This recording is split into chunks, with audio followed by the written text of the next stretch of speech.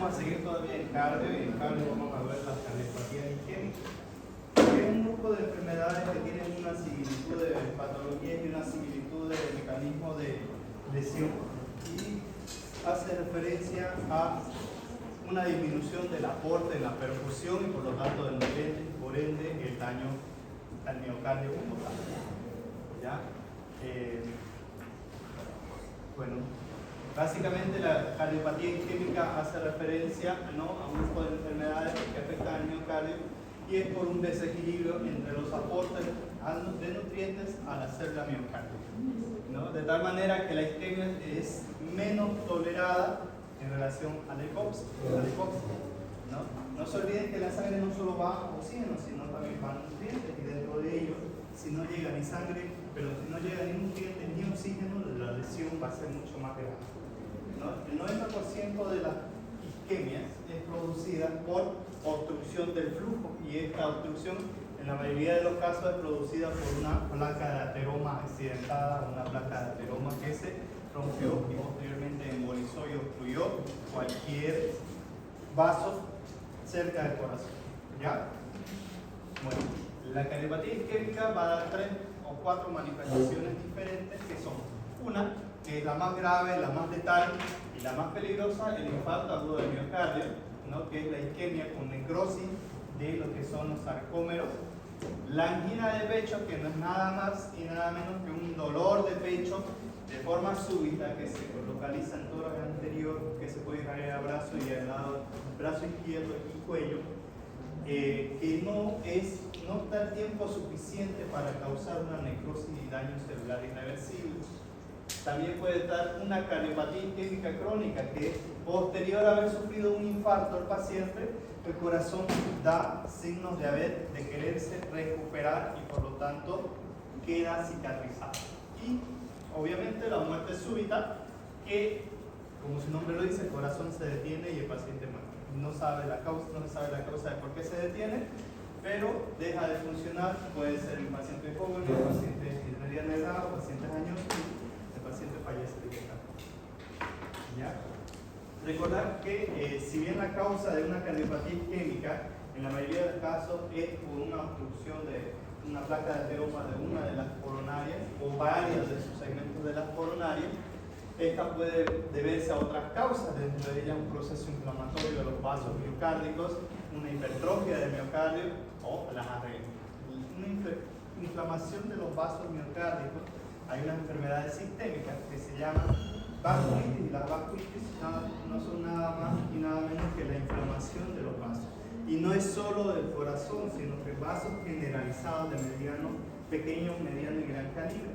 Las hipertrofias del miocardio, habíamos dicho la anterior semana que el corazón se aumenta de tamaño para suplir ciertas demandas fisiológicas o patológicas, pero el incremento del tamaño del corazón, ya sea una hipertrofia concéntrica o excéntrica, no va asociado al crecimiento o neoformación de vasos, y esto lo convierte en un corazón susceptible de sufrir lesiones por isquemia y hipoxia. Y las arritmias, como las arritmias incrementan la frecuencia cardíaca, generalmente las taquicardias, ¿qué va a hacer? Que el corazón tenga menos tiempo para nutrirse, por lo tanto va a llevar a una isquemia y por lo tanto va a causar algún tipo de remodelación en el corazón. ¿Alguna pregunta hasta ahí?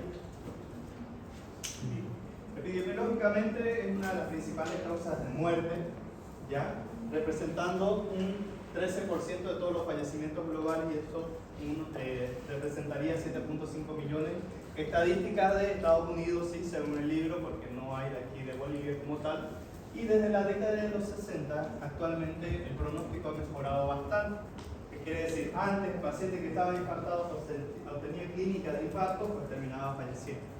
Hoy, a partir de la década de los 60, gracias a la prevención, gracias a avances en el diagnóstico y en el tratamiento oportuno de estos pacientes, se logró reducir la mortalidad de estos pacientes a largo y a corto plazo, actuando sobre el proceso desencadenante de la placa de ateroma. ¿Ya? La patogenia, o sea, ¿a qué es debido principalmente la causa de los infartos? Los infartos como tal, los habíamos mencionado, la causa de una cardiopatía isquémica es la perfusión coronaria insuficiente respecto a la demanda de miocardio. O sea, un desbalance entre lo que aporta y lo que necesita. Y eso puede ser debido a una obstrucción de cualquiera de las coronarias, ¿no? Esto causa crónico estrechamiento, un estrechamiento crónico de los vasos, de los lúmenes de las coronarias, ¿no? Y grados variables entre los cambios de la placa. O sea, el proceso de una cardiopatía isquémica va a estar dependiendo y dependiente netamente de la placa de ateroma. Este es un vaso que vemos, ¿no? Un vaso que tiene su endotelio, su íntima y sus musculares musculares, en el cual se formó una placa de ateroma, que es este engrosamiento que vemos acá, formada por lípidos, formada por macrófagos, ¿no? Y plaquetas. Entonces, esa placa, cuando no se produce exposición de su matriz hacia la luz, es una placa estable y por lo tanto no va a haber formación de un coágulo. En este caso, esta placa, por algún motivo, hizo una ruptura, tuvo exposición de la matriz extracelular y ahí iniciaron las plaquetas a adherirse y formar este coágulo. Y ese coágulo que tenemos ahí se convierte en un trombo cuando se desprende, siendo la mayor causa de la cardiopatía isquémica. Este trombo, que aquí está disminuyendo la luz del vaso, va a ir y se va a obstruir en otro vaso de menor pequeño, y ahí es donde va a causar el dolor y la isquemia del paciente. Pero aquí vemos que está ya con la placa de ateroma más el trombo, tiene solo aproximadamente entre un 10 y un 20% del lumen del vaso.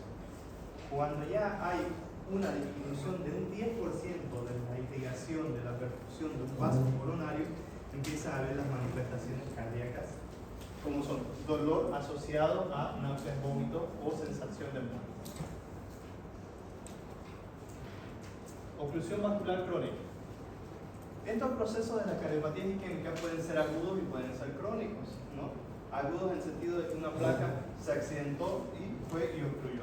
Y en el sentido de que pueden ser crónicos representando más del 90%, ¿no? Una oclusión crítica de un vaso, de un 70% de la luz. Cuando hablamos del porcentaje, es la luz que se puede observar en un vaso por la cual pasa el flujo de sangre.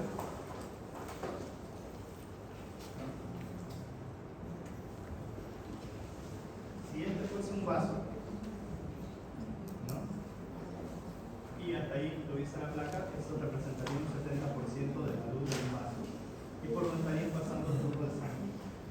Ese porcentaje que queda por donde pasa el torrente sanguíneo no es suficiente para suplir las demandas de un paciente que tiene algún tipo de actividad física. Es por eso que las manifestaciones de cualquiera de las isquemias generalmente se produce cuando hay actividad física, porque como ahí incrementa la demanda de nutrientes y entre ellos oxígeno, este vaso no va a tener la misma capacidad de un vaso que no tiene ateromas de hacer una vasodilatación efectiva.